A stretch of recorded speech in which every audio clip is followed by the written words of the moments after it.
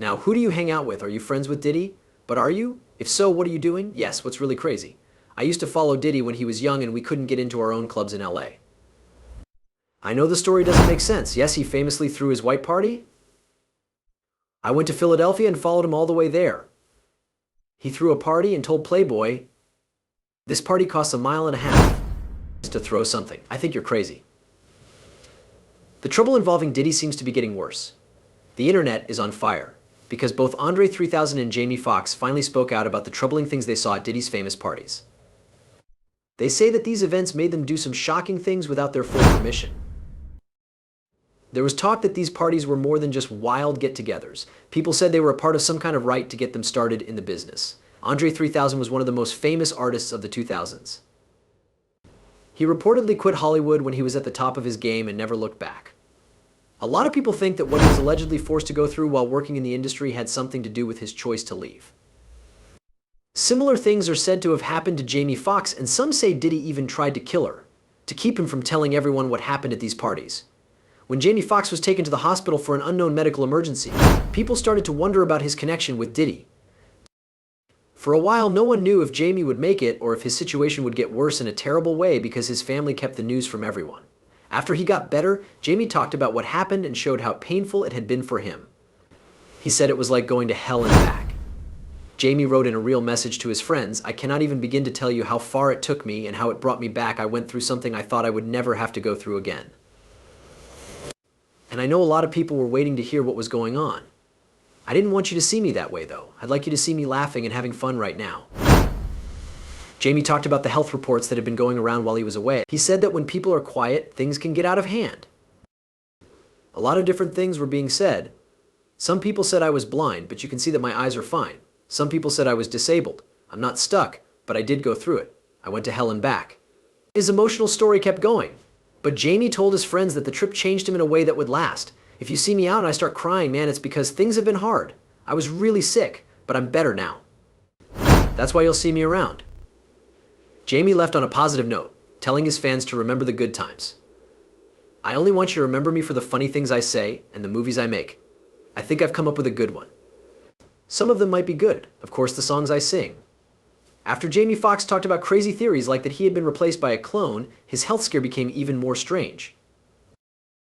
In an honest film made after he got better, Jamie got teary-eyed and hinted at things he didn't want to say outright. His tone made it sound like there were bigger problems going on that he wasn't ready to talk about for fear of making things worse. Also, a lot of people think Diddy had something to do with Jamie's sudden illness. For those who don't know about the reports, Jamie was said to regularly attend Diddy's famous freak-off parties. It was said that these secret meetings were crazy, religious events that took place at Diddy's homes. An old conversation that went viral on social media spread the word that Jamie was involved.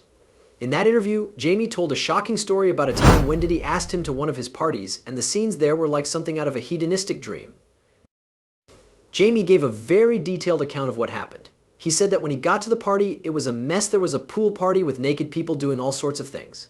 It was crazy, Jamie said. You can picture these parties and everything you've heard about them. People were having a great time, and Diddy's well-known toy was there too. A mix of different drugs that were meant to keep the party going for hours without anyone getting tired. He also told a strange but interesting story about how he followed Diddy around and watched how he interacted with the crowd. There was one time that stood out. I remember going to the Beverly Hills Hotel to watch Puff. It was a silly pool party, and I was filming him the whole time. I look up and see the famous sex therapist Dr. Ruth. She just appeared out of nowhere. It made no sense to me. I told her, MS Ruth, you need to meet this guy named Sean P. Diddy, this is what my camera needs. The next thing I know, Dr. Ruth and Puff are dancing and having a good time at this crazy pool party. It seemed strange. Jamie Foxx told us even more about the famous Diddy parties, which was a big surprise, showing some strange and disturbing facts. He talked about a time when Diddy, Heavy D, and Andre Harrell, two big names in the music business, were listening to a demo in the corner while all sorts of crazy things were going on around them. When Jamie talked about Diddy's famous party drink, which is a mix of drugs known to make these crazy events happen, that was what really stood out. This drink, called the Tussie, is popular, and Jamie wasn't the only one who talked about it. A singer named Jaguar Wright recently spoke out about what really happens at these parties and explained how Tussie works. Wright is known for showing the bad side of the entertainment business. She said that Tussie is a toy, and she went into great depth about what it does. Jaguar then said that she talked to people who knew about it to figure out what it was. Some people called it Dooney and some called it Tussie. But after talking to her sources, she found out that it was mostly a mix of drugs like Special K, which is a slang name for ketamine. Jaguar broke down how this drink works step by step.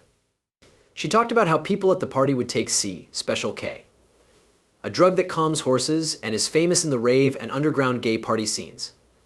This drug, which is known to relax, would keep people awake and not attached for hours. But there was also a bad side to it. C could mess up blood flow and make it hard to get an erection, which is why Viagra is needed to counteract the effects of C.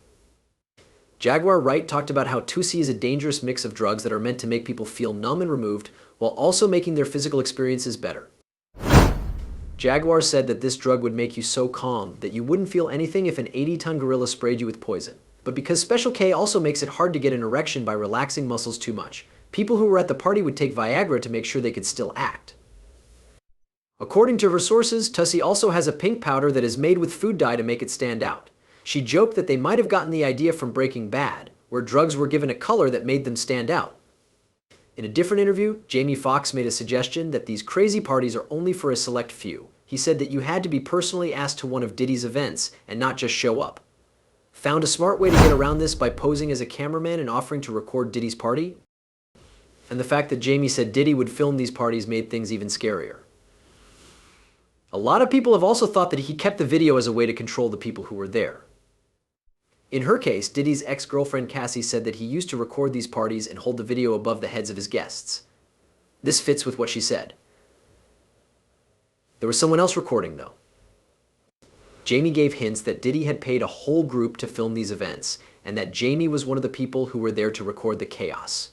Jamie said that he went up to Diddy with a camera and told him, "Hey, you gotta let me film this. We need to record the whole thing." While Jamie Foxx was having a medical emergency that could have killed him. Andre 3000's interactions with Diddy and the bad parts of the music business were different, but just as upsetting. Even though he didn't end up in the hospital, what he saw at these notorious parties made him quit rapping when he was at the top of his game. It was in an eye-opening interview with GQ that Andre first hinted at the bad side of fame. He talked about the problem with being famous. You can do anything 10 times and no one will stop you. It's simple to go in the wrong direction and end up there. And other people are what bring you out. Around the time of his GQ interview, rumors began to spread about what Andre had been through at Diddy's famous parties.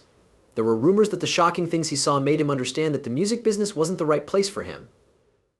He realized he couldn't fit in with the way of life that was going on around these events, so he quietly left the scene. Fans and fellow artists seemed to agree with his decision to take a break, leaving many to wonder what could have caused such a big change. Someone on social media asked, "I still need to know what he saw when he walked into that Hollywood party room that made him leave the business." This question perfectly caught the interest of many. The rumors got stronger when someone else made a funny joke that maybe TD. Because Jake was getting SX said, Andre 3000 quit the music business that night and went to the private party. The scary truth about the Hollywood scene has been hinted at for years, and Cat Williams was one of the first people to say it in a 2004 comedy special. In this show, he talked about being forced to go to a weird off-limits party that scared him. Cat used descriptive language to describe what happened and how shocked and disgusted he was when he got to the event. As soon as he understood what was going on, he left right away. Andre 3000 was in the crowd that night, which makes the story even more interesting. As Andre talked about his story, you could see Cat looking right at him. Andre looked amused and laughed along with everyone else. But a lot of people think that he and Cat talked alone before the show. It looks like Cat may have chosen to include this touchy subject in his act, using humor to bring attention to the troubling situations happening in Hollywood. Cat has a very clear memory of a party at a house that was more than just a get-together. In Hollywood and gay, he joked, you never thought they'd be having these big mansion parties. He talked about how the whole house could be a party spot, with different secret parties going on behind closed doors. Cat laughed as she thought about how exciting it would be to be asked to such an event and how awkward it would be if someone accidentally walked into the wrong room. You look in every single room and only find and look in the wrong one. Also, CH, please come in. It's getting really creepy outside. Jamie Foxx and Andre 3000 have both seen deeply troubling truths about the business, which has no doubt affected how they act and present themselves to the public. Hollywood's shiny exterior is starting to show cracks, which means that more people may soon come forward to talk about their own experiences. Strange things have been going on behind closed doors for a long time. People have had different reactions to these discoveries. Some fans said nice things about Andre, like "I love Andre and I knew something happened. It's crazy how big this whole thing is and how broad it is." Another viewer complained about how success can hurt people. "Oh my gosh, is all of this worth it? People's lives are ruined. When you get rich, I don't get why you wouldn't help make the world a better place for people who need it without expecting anything in return. This is just the right thing to do." Now, let's look at the most recent news about Sean Diddy Combs. His defense team is pushing for a quick trial in his ongoing trafficking case. In this complicated situation, it can be hard to keep up with everything that's going on. To bring you up to speed, we want to give you some important news. The music mogul, who is 54 years old, is being held in the Metropolitan Detention Center in Brooklyn until his trial on major charges such as federal sex crimes, racketeering conspiracy, sex trafficking, and transporting people for prostitution. The Southern District of New York's prosecutors say Combs used his huge business power, resources, and network of contacts to run a criminal organization that did many illegal things. Some of these are setting fires, taking bribes, kidnapping, attack, and sex trafficking. Based on the accusations, it looks like these things have been going on for years. In particular, they say he planned events called freak-offs where male sex workers were hired for elaborate sexual performances that people were reportedly forced, threatened, or coerced to take part in. Even claims that he drugged people and recorded these meetings are among the most serious accusations. So when is this trial going to happen? Prosecutors, defense lawyers, and the new judge, the Honorable Arun Subbaran, set May 5, 2025, as the date of the trial at a recent status meeting. It's possible that this date will change, but it looks like the defense wants to move things along. At first, a lot of people thought the trial wouldn't happen until late 2025 or even early 2026. But it looks like Combs wants a quick answer, maybe because he wants to get out of jail as soon as possible. He is currently fighting a decision not to grant him bail, which we will talk about soon. His lawyers may be thinking that if they can get him to court faster, he might be found not guilty and be able to put this behind him for good.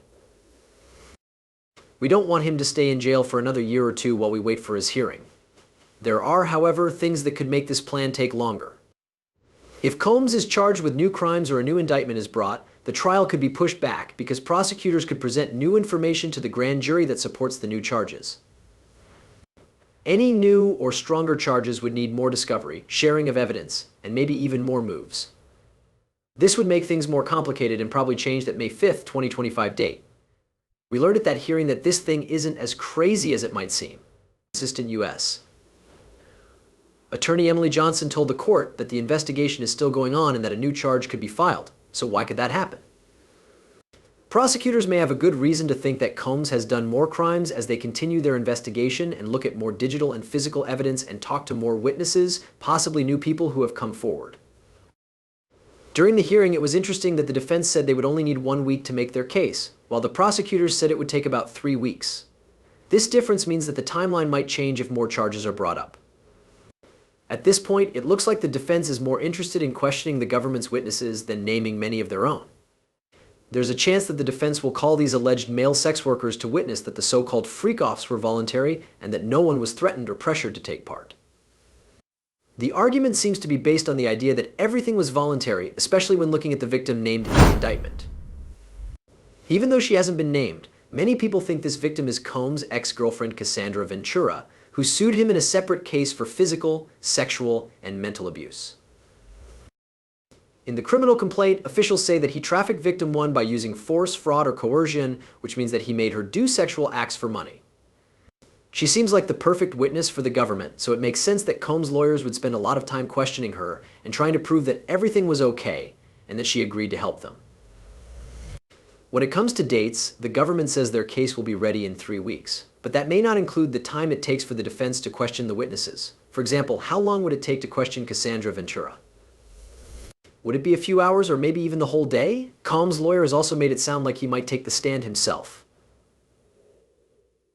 That sounds like it would be a long cross-examination. It's possible that it will take up most of the week. For that reason, we think the trial will last 4 weeks, but it may last a little longer. During the meeting, another important update was talked about. The defenders say that the government has done something wrong. Combs' defense team said in a document turned in last week that the government, especially the Department of Homeland Security DHS, was leaking private information to the media and saying inappropriate things.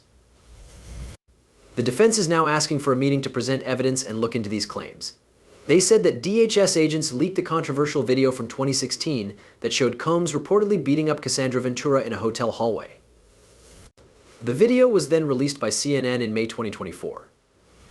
It was said that this leak happened after Homeland Security searched his homes before he was arrested. Combs' defense team wrote in their filing, the available evidence makes a prima facie showing that the government, primarily through DHS, has been involved in a 7-month campaign with 3 goals. First, to keep Mr. Combs from getting a fair trial by the grand jury. Second, to not give him a fair trial.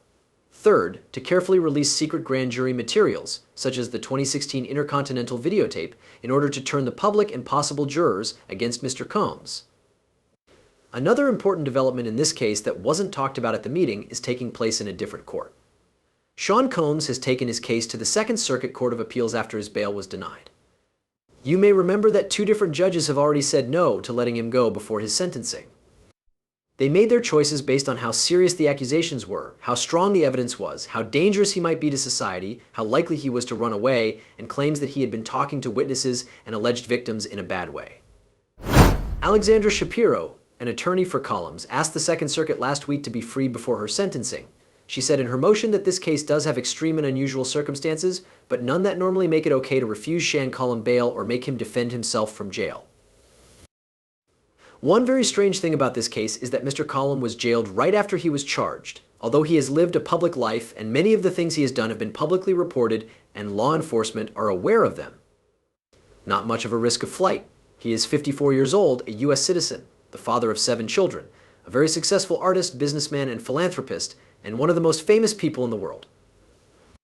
The news coverage of his arrest has skewed the study of his bail. Even so, Mr. Combs was not freed until his trial, even though he offered to follow strict rules that would have made him impossible to escape or put in danger. For the $50 million bail package, he offered his home in Miami and the home of his mother as security. He also agreed to stay in touch with the police all the time, not talk to anyone but certain people, and keep visitor logs for the court so that only certain people could visit. He suggested that he hire a security team from outside the family to watch over his house while he was locked up. In the end, it looks like Sean Combs is going to face real consequences since he is still in jail, which may be where he feels he belongs in light of these troubling accusations. Things are still going on in his case, and what they mean for his future is very important.